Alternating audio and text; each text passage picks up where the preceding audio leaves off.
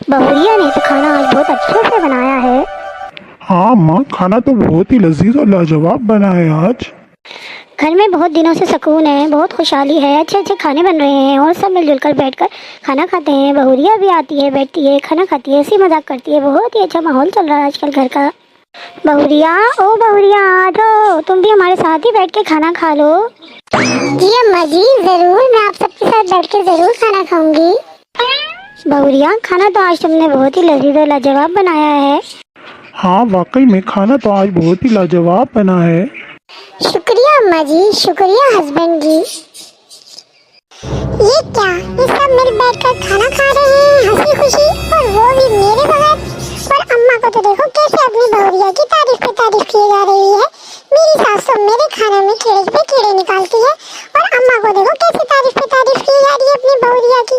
अम्मा को भी कीड़े निकालने चाहिए इसके खाने में, और मैं तो बिल्कुल भी इसको खाने की तारीफ करने नहीं दूंगी। अब देखो बेटा, मैं करती क्या हूँ, यहाँ पर तो मेरे आने से ही आग लग जाएगी, और ऐसी आग लगेगी कि सब जल बन के खाक हो जाएंगे।